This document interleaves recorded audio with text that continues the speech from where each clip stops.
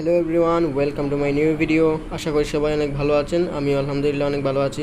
So viewers, আজকের এই ভিডিওতে আমি এক্সপ্লেন করার চেষ্টা করব কলকাতা শহরের বিভিন্ন বিষয়াদি। প্রথমেই বলে নেই, আমি কোনো প্রফেশনাল ব্লগার নেই, তবুও এই ভিডিওর মাধ্যমে আমি আপনাদেরকে কিছু ইনফরমেশন দেওয়ার চেষ্টা করব। আশা করি সবার অনেক ভালো লাগবে। তো চলুন কথা না বাড়িয়ে মূল ভিডিও শুরু করা যাক। কলকাতা যাওয়ার জন্য বিকালবেলা বেরিয়ে গেলাম বাসা থেকে।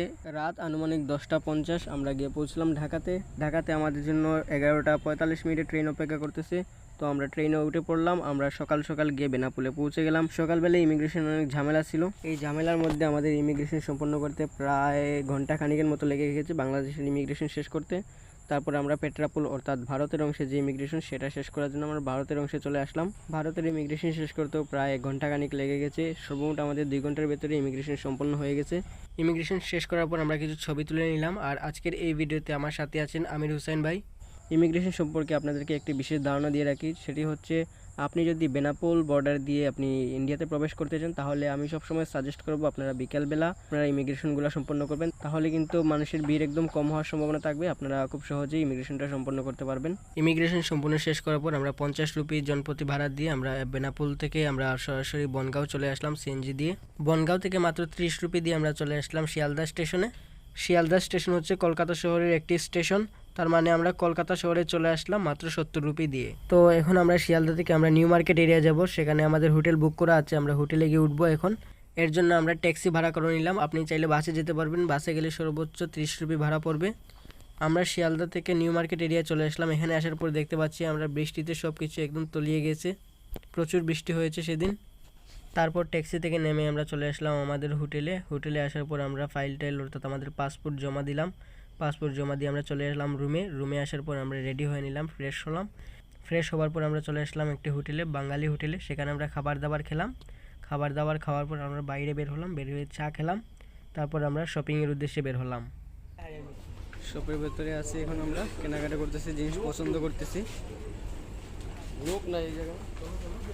ভারতে কিছু কিছু জিনিসের মূল্য কিন্তু অনেক সস্তা, সেগুলো নিলে কিন্তু খুব ভালো হয় এবং মানেও ভালো থাকে।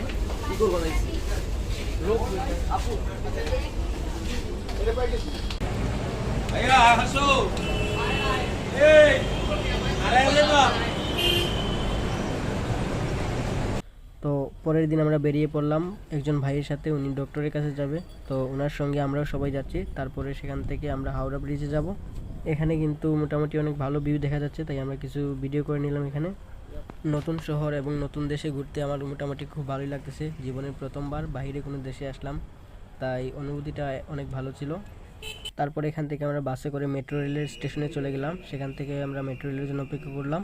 মেট্রো রেলে করে এখন আমরা যাব ডক্টরের কাছে। বড় ভাই একজন ডক্টর দেখাতে যাবে, তো সেখানে যাব।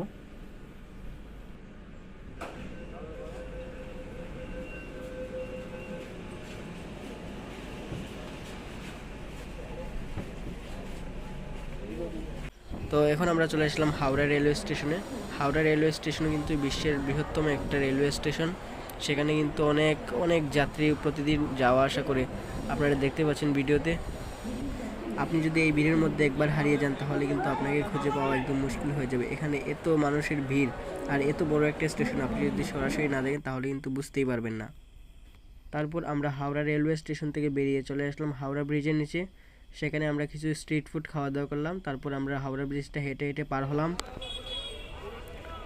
পার হওয়ার পর আমরা চলে আসছি একটি ফুলের আড়তে, অর্থাৎ এখানে কিন্তু নানা ধরনের ফুল পাওয়া যায়, প্রচুর ফুল এখানে। আপনি যদি এখানে আসেন তাহলে কিন্তু আপনার মন ভালো হয়ে যাবে, শুধুমাত্র ফুল দেখেই। এত এত ফুল এখানে, ফুলগুলো দেখেই আপনার মনগুলো ভালো হয়ে যাবে যদি আপনার মন খারাপ থাকে। আমি একটু আপনাদেরকে দেখানোর চেষ্টা করব এই ফুলের বাজারটাকে। চলুন দেখে নিই আমরা।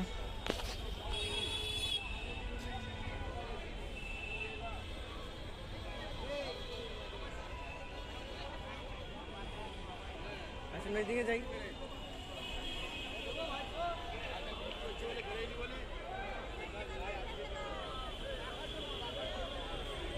তো আজকে আমার কলকাতা শহরে দ্বিতীয় দিন। তো সকাল সকাল বেরিয়ে পড়লাম, কিছু হাঁটাহাঁটি করলাম। হাঁটাহাঁটি করার পর আমরা ভিক্টোরিয়াল মেমোরিয়াল উদ্দেশ্যে রওনা দিয়ে দিয়েছি। তো এখন হেঁটে হেঁটে আমি সিদ্ধান্ত নিয়েছি হেঁটে হেঁটেই যাব, কারণ ভিক্টোরিয়া মেমোরিয়াল আমাদের এখান থেকে প্রায় 15 মিনিটের রাস্তা, বেশি না। তাই আমরা হেঁটে যাওয়ার সিদ্ধান্ত নিয়েছি। তো হাঁটা শুরু করলাম। রাস্তায় স্ট্রিট ফুড, তারপরে এই যে হকার এবং বিভিন্ন কেনাকাটার জিনিস আপনারা দেখতে পাবেন।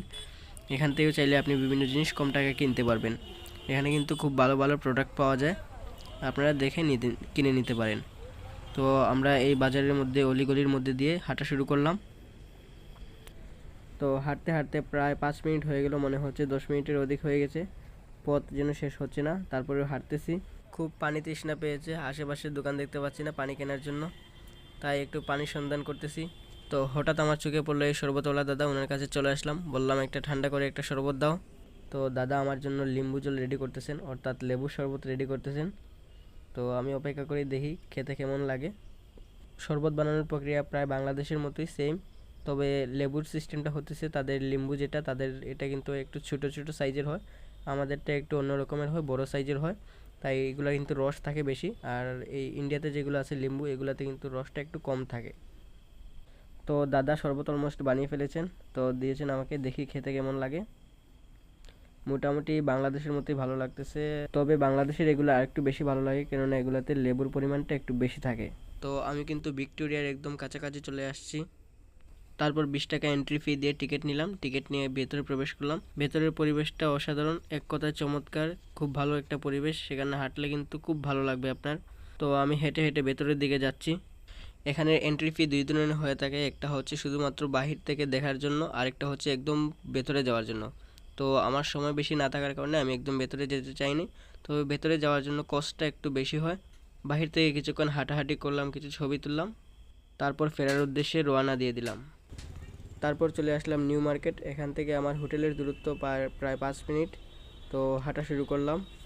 এটা কিন্তু অনেক ব্যস্ততম একটা এরিয়া, এখানে কিন্তু অনেক ধরনের জিনিস কিনতে পাওয়া যায়। আপনি এখানে প্রায় কাপড় থেকে ধরে বিভিন্ন কসমেটিক্স, বিভিন্ন ডিশ প্রোডাক্ট, বিভিন্ন ধরনের জিনিস এখানে পেয়ে যাবেন। কলকাতা শহরের একটা মজার জিনিস হচ্ছে এই 2 চাকার রিক্সা, এটা দেখতে কিন্তু অনেক চমৎকার লাগে। অনেক আগের এই সিস্টেমটা এখনও কলকাতায় রয়েছে, এখনও অনেক রিক্সা ড্রাইভাররা এরকমভাবে রিক্সা চালাচ্ছে। হেঁটে হেঁটে রিক্সা ড্রাইভার, কিন্তু কোনো পায়ের যন্ত্র বা কিছু নেই, পেডেল নাই, পা দিয়ে হেঁটে হেঁটে ওরা রিক্সা চালায়। তো এটা খুব সুন্দর লাগে দেখতে। তো এই নিউ মার্কেট এরিয়াতে কিন্তু বাংলাদেশ থেকে কিন্তু প্রচুর লোক আসে, এখানে কিন্তু অনেক লোক দেখতে পাবেন, তারা কিন্তু বাংলাদেশ থেকে আসছে। আমাদের মতো কেউ আসছে ঘুরতে, কেউ জিনিসপত্র কিনতে আসছে, কেউ আপনার এই ডক্টর দেখাতে আসছে, এরকম অনেক মানুষ আসছে এখানে, বাঙালি মানুষ। তো আপনি দেখতে পাচ্ছেন এখানে স্ট্রিট ফুড আছে। তো দেখি সামনে কি পাওয়া যায়, আমার কিছু খাওয়ার ইচ্ছে হচ্ছে। দেখতে পাচ্ছেন এখানে এই এরিয়াটা কিন্তু যখন সন্ধ্যা হবে তখন কিন্তু আরও দেখতে সুন্দর লাগে। এই আপনারা দেখতে পাচ্ছেন রিক্সা, আরও অনেক রিক্সা এখানে দাঁড়িয়ে আছে। এই দেখুন আরও কয়েকটা রিক্সা, এই যে এখানে একটা স্ট্রিট ফুড দেখা যাচ্ছে, দেখি এখানে যাওয়া যাক, দেখি এখানে কি পাওয়া যায়, কি পাওয়া যায়, কিছু খাওয়ার ইচ্ছে হচ্ছে। তো এগুলো দেখতে খুব ভালো লাগতেছিল, দেখি খেয়ে কেমন লাগে। তো দাদাকে বললাম একটা দাও, দাদা দিতেছেন আমাকে একটা। তো খাওয়ার পরে বোঝা যাবে টেস্টটা কেমন, আশা করি ভালো হবে। তো এগুলো বাংলাদেশেও পাওয়া যায়, তাই এগুলোই খাচ্ছি। তো এখানে সমোসা আছে, তারপরে আন্ডা আছে, অনেক কিছু আছে এখানে, পেঁয়াজও আছে। তো আমি নিলাম একটা, নিয়ে খাই। মোটামুটি ভালোই লাগতেছে, এভারেজ ভালো ছিল। তো ভিউয়ার্স, আবারও চলে আসলাম শপিং মলে কিছু শপিং করার জন্য। এখানে শপিং শেষ করে দেশের উদ্দেশ্যে রওনা দিয়ে দিব। তো ভিউয়ার্স, এটাই ছিল আজকের ভিডিও, আশা করি সবার অনেক ভালো লেগেছে। ধন্যবাদ সবাইকে।